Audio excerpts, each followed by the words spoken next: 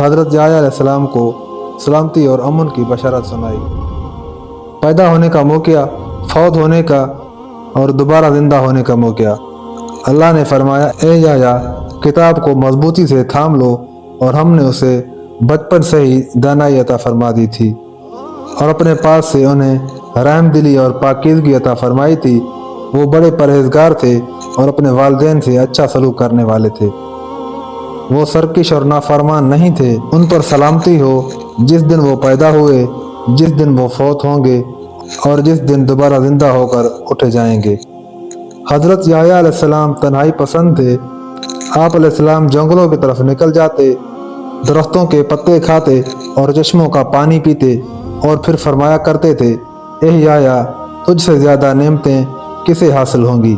وحی بن وید رضی اللہ عنہ سے مروی ہے، ایک مرتبہ حضرت یحییٰ علیہ السلام